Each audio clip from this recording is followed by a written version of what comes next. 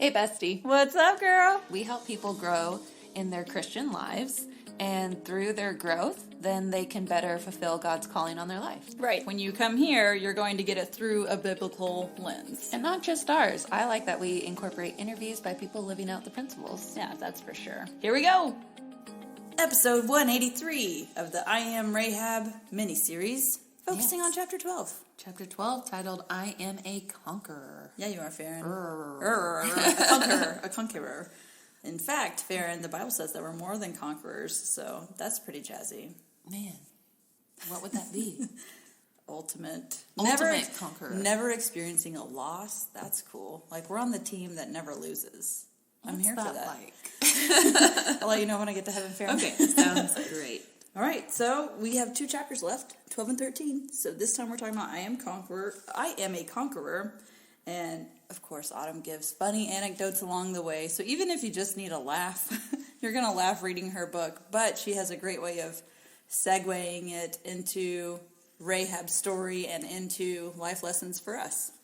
Yes, so the theme here is that we want to conquer our enemy, which that could look a lot of different ways. That way we can fully attain our promised land. Again, lots of analogy in there, but that's what we're going to dissect as we move through the chapter. In order to attack your enemy or conquer your enemy, you must in fact know what that is. Yeah, sometimes I say that. I feel like I say this to you all the time. Like, I'm too close to the situation. I can't see it. That's why I have you guys who can be like, it's this. I'm like, oh, yeah. Well, now it's obvious now that you're saying it. And even pinpointing it. So if you're like, man, family gatherings are a lot. It's just very big. Not personal reference, but could be. Sometimes you might have to pinpoint it. Is it the stress of getting out the door that then just, makes your mood low the rest of the day? Is it you go somewhere and they make food and you're like, I don't ever like the food. Eat before you go, So if you can pinpoint to like what it is and why it's there, that could be that. Farron, that's a really good example, because I think to some degree everyone kind of feels this on some level, because you hang out with your best friends all the time because they're your best friends, right? But whenever it's family or extended family or estranged family, or y'all are just now reuniting after family drama. I mean, the holidays are here, people. Yeah, that's what's on my mind. I think and even just talking between our group of friends, everyone has something to some degree, which is normal. So just like if you're best friends, me and you, Farron, at some point we're going to have a conflict, and we better figure out how to work it through. Otherwise, that would be dumb. Mm-hmm. So I love your idea of pinpointing it. So let's say it is going to a family function, and like you said, Farron, is your pain point just getting the kids out of the door? Or are you in the newborn phase, you're exhausted, you just want to stay home? Or if you're a homebody naturally, or it costs a lot of energy to go do a thing, or you love to go do it, but your spouse might not. So what is it exactly? And then you can work from there. Yeah. And then just to play devil's advocate, it could be the flip side of there's somebody that's going to be there that always has something to say. And if you know that ahead of time and can kind of like do some prep work going into it, like, okay, when that happens, I'm going to find the cool aunt. Or when that happens, I'm going to give myself a phrase that communicates that was hurtful but isn't attacking, because I'm not confrontational. Brooke knows that. A lot of you guys know that. I'll confront for you. Just tell me who. So, but in the moment, I'll like start crying because I'm just so emotional. But I'm like then crying because I'm crying because I don't want to cry. So there are more extreme things with tensions in family and history and all this stuff. And you know what? Here's what I really recommend. If you have an issue with somebody, is there anything you can do before the holiday season? Before Thanksgiving, can you meet up for coffee? Before Thanksgiving, can you get them on the phone? Before Christmas, can you do something to express how you felt and how we can move forward, But, yeah, in the middle of the dinner table is probably not the time or place. Although in movies, it makes for a pretty comedic I just scene. keep thinking of 4 Christmases, and she's like, mistletoe! So maybe you and your spouse need to have a team code word, like mistletoe or whatever it needs to be, and that means like we need a sidebar real quick and we need to chat this out, and then you need to pep talk me, and we're walking back in there. But everything you're saying, Farron, it sounds like what you do when you go to counseling and you have to identify your triggers and what's the plan when you see that person again, or what steps can you take to protect yourself and those around you if it's like a dangerous situation and you cross their path again. I mean, there's so many different things you can do ahead of time. So I really like that point. And that's an easy way to identify your trigger. What makes you cringe or freak out, or it doesn't quite make sense why you're being such an emotional, as in like either so angry or so sad or so frustrated. Like, what is that emotion that's coming out? And then you got to work backwards to why. And as a mom too, I feel like I do a good job of knowing, okay, this just happened. I just spilled their cup of milk and there's no milk. That was the last of it. This is going to be a trigger. Yeah. And so, surprise, you get apple juice before bed, and getting really excited about all of that. But I feel like I'm good at identifying what's going to trigger my kids, but sometimes I might struggle knowing what triggers me. Yeah. But then also for the people that are leaders or in the workplace, a lot of times in a leadership role, you get to deliver news you don't want to have to deliver. And so if you can pick up on those patterns that trigger your employees or kind of, set the ball going in the wrong direction, capitalizing on that, because it's going to happen, right? Yes. There's some things that are unavoidable, but if you can find some patterns and address those in advance, then you can move into the promised land. Yeah. Like, can you imagine a family gathering that, something's going to go wrong, but for the most part, like, everyone leaves happy and not hurt. We won't use the word offended, because let's just use the word that offends me. It offends me that you used offended. Triggers. Oh, man. And I like how Autumn talks about if that stuff goes unchecked, then all of a sudden it can get very bad very fast. She used the example of pink eye, which is hilarious. Yes. Like, oh, it seems fine. And then even just a few hours later, you're like, oh my gosh, I can't see. Yeah. I need a doctor right now. I'm looking at your beautiful white eyes. Thank you. Not sponsored, but Lumify eye drops, Costco. Yes. They are a game changer. All the tired moms out there. Side note, when I stress out through my eyeballs. I don't know. It's weird. Maybe I'm not alone. Maybe I am. What is the Tyra Banks thing where you not smolders Rapunzel? Smize. Smile with your eyes. A thing that I cannot do, but you can, Farron. Good job. Sure. I can barely say things with a smile. Anywho. I feel like a lot of people listening right now are thinking that these conversations and identifying these triggers are going to be super outside their comfort zone. But remember, you need to conquer your enemy, which means you're going to have to step into battle. Mm-hmm. And that's not comfortable. Right. You're going to have to do the work. And we've shared several times where, pro therapy, and that's doing the work. There's been this thing around for a while where it's choose your hard. Mm-hmm. Being overweight and unhealthy is hard, but staying in shape and eating right is also hard. There's times that being married is hard, but being single or even going through divorce is also hard. So it's this idea of choose your hard, which is also what we say, that not choosing is a choice. Mm-hmm. So while we're rattling off these suggestions, maybe lightheartedly, we do recognize that it's going to be uncomfortable. It could be tense. There could be outcomes that don't go, end with heart, stars, and rainbows. Mm-hmm. But again, this is I'm a conqueror. You're going to have to defeat your enemies, which means showing up to the fight. But you don't. We're not saying fight your family. People. We need to fight Satan, because Satan. You know what Satan hates? Families who love each other. Yep. How rude is that? Well, because when two or more believers are together. Yeah, he does not like that. So what is he going to do? Try to cause conflict in the thing that he hates, because he knows you're going to benefit from it. Mm-hmm. Man, I hate that guy. Autumn says we cannot live fully and powerfully in our promised lands coexisting with the things God has declared that we need to get rid of. Also, just ask God. If you still are struggling and you can't figure it out and you've journaled through it and you've talked to your friends about it, pray through it. Obviously we want to start with prayer. That'd be cool. But you could triple effect and journal, pray, call a friend, go to counseling. You can find out pretty quickly if you want to. Yep, absolutely. I like this point too, because in my experiences, it's not going to be a one-time conversation maybe with a person that triggers you. It's going to be like any relationship, and it's going to take steps, like baby steps, one at a time, rebuilding that trust or whatever had happened. And so she quotes Exodus, and it says, "Little by little I will drive them out from before you until you have increased and possessed the land." And I underline that, until you have increased. So I love a good sports analogy, and it's like if you're weightlifting to get stronger, you increase the weight slowly over time. Yes. I can't just go lift what I want my max to be one day. And so as you take those steps, you are, again, rebuilding that trust, rebuilding that relationship, and no one's going to be perfect, but he's going to drive out the enemy, Satan, and increase you so that you can then go and possess that promised land. And I'm doing air quotes with all the analogies. I feel like Joey off of Friends. I'm sorry. It's not how you use it, Joe.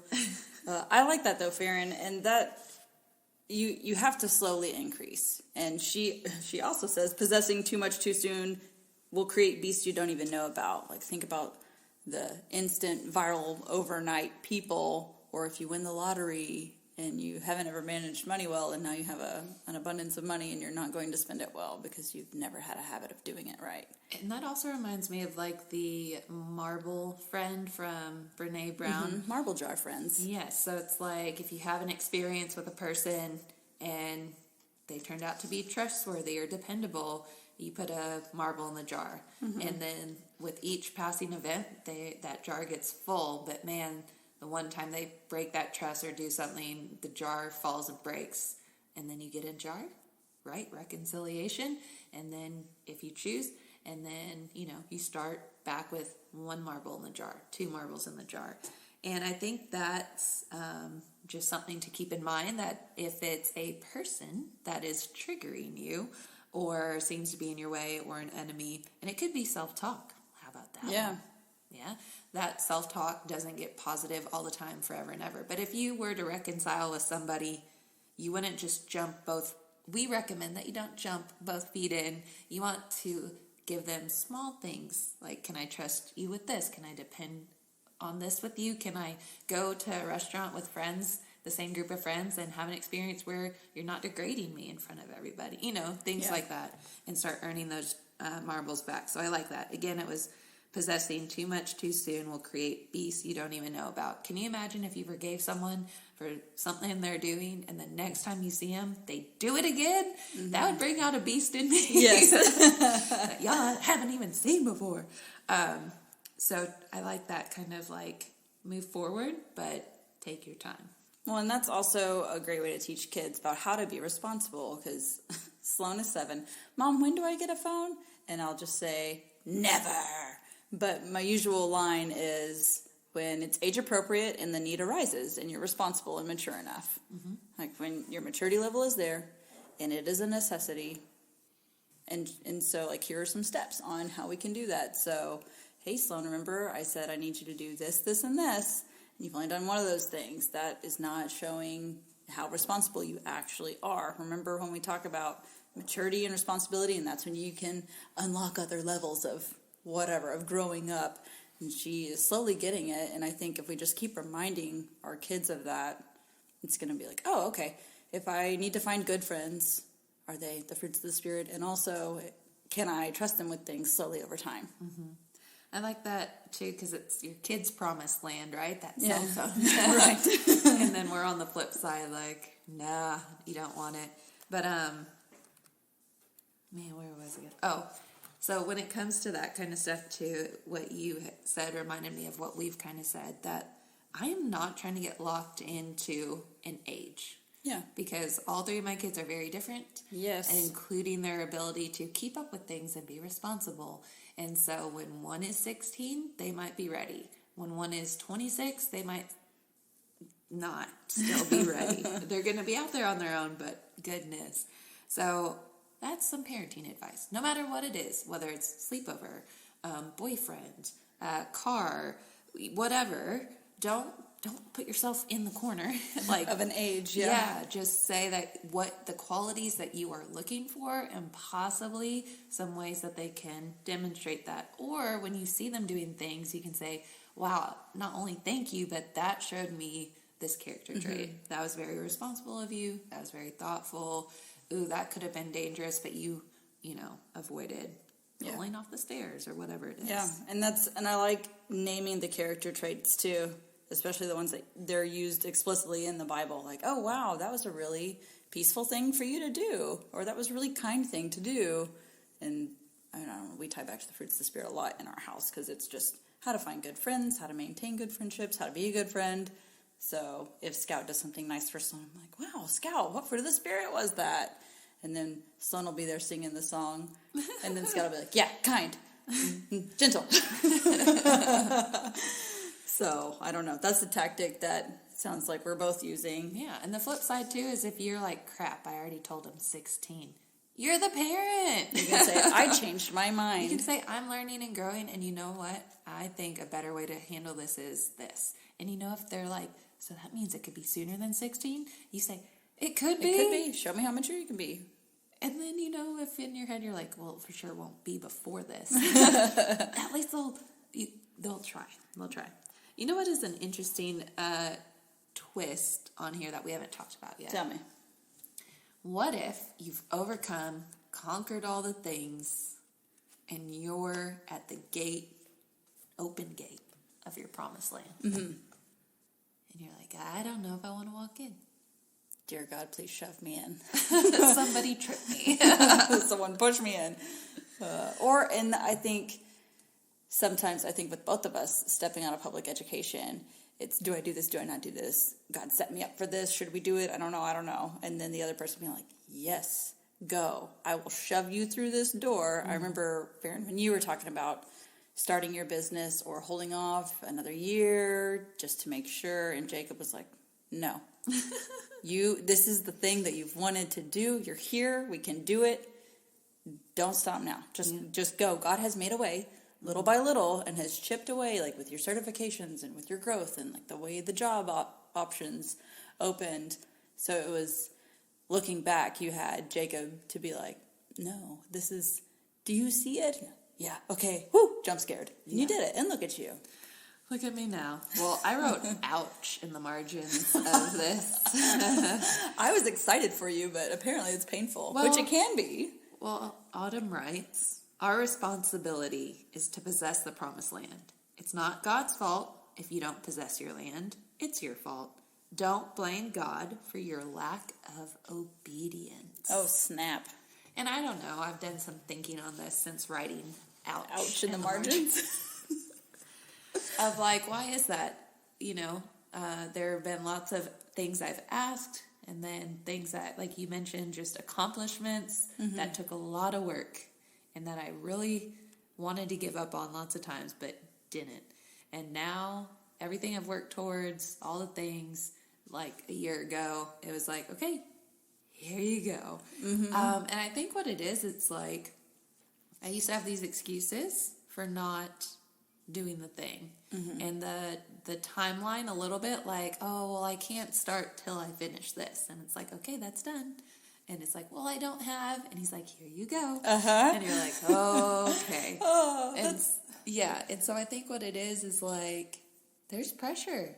What if, like, you don't want to mess the thing up? Right. And did you want to be a good steward? Yeah. Of the gift? People are like watching to see if you succeed or fail or fall flat on your face.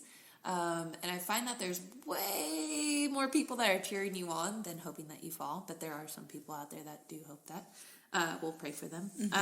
So I don't know. I think that resonates with somebody that maybe what they've prayed for and hoped for so long is finally here, and they're having trouble walking into that or holding it or moving forward. And so I think a lot of it is, with me and my dream, it's accepting it wasn't going to happen overnight. Even in the promised land. Even in, like, I picture the Israelites walking into the promised land, they still had to, like, build cities and start fields and, like, I don't know, it wasn't walking into a model home or a home that was turnkey ready and someone like moved your furniture in, No, put the walls everything tumbled away, down. put the shelf liner in. No, yeah. So, anywho, that was just an interesting take on this idea because I think a lot of us know we got to fight and overcome things, but what do you do when you get to that promised land? And that's when you were listening, like the things in your head that were holding you back that made me think of Moses, and God's like, okay, let's free your people. Wait, yeah, you gotta go talk to Pharaoh. Wait, who do I have to go talk to? The ruler? Yeah, well, I stutter. Here is your best friend. He's gonna go with you. What if they don't believe me? Here's the staff that will turn into a snake. Cool. And also these miracles. You just have to actually do it. Yeah. It's almost like pregnancy too. Like you want it to be over, but then you go into labor and you're like, no. Wait. No. And they're like, it's time to push. And you're like, no. It's not. No. I have to be in charge of another human. Eek. Yeah. Wow. Okay. Well, that wraps up chapter 12, and we've got one more chapter in the book study portion of this mini-series. It's been a good book. It has. And again, we pull out the highlights, but if you guys have not got your own copy, please get a copy. There's going to be stuff that speaks to you. She gives a good variety of all the content and how it could look in your life, which we try to do as well. Yeah. But man, if you're enjoying this, it's not too late to go get that book. Christmas present. Yeah, gift it to someone for Christmas. You need this book. Plus, it's got a lot of red on the front, so it's Christmas colored. On theme. Wonderful. Excellent. Well done, Autumn. All right, talk to you guys later. Bye. We're really good at segues. And sound effects, right. Yes, so that's the end of our episode, but if you find yourself wanting more, and who could blame you, Brooke, tell them where they can find us Monday through Friday. We have a lovely website. It's wittyandgritty.blog. You can go there. It has every mini-series ever we've done. What about the socials, Farron? Yes, we are on Instagram and Facebook primarily, but we do also have a Pinterest account, so be sure to follow us on your favorite social platform. Yeah. Oh, also, fun fact, we release episodes every Wednesday, so you can count on us. Be sure to subscribe. That way you don't have to go and find it every week. Yeah, it'll just automatically do the magic computery thingy. Thank you, technology. Go Thank you. technologies and Instagrams. Yes. All right, we'll catch you next week, guys. Bye. This episode is brought to you by 21 Kicks Journals, the journals you'll actually finish. Research shows that actively doing something for 21 days in a row will change your brain. Our uniquely designed 21-day journals will grow you on a deeper level, help you increase your odds of achieving your goals, and, not to mention, they're fun and beautifully designed. Head to the 21 Kicks Etsy shop today to explore your journaling options. We'll link it in the show notes.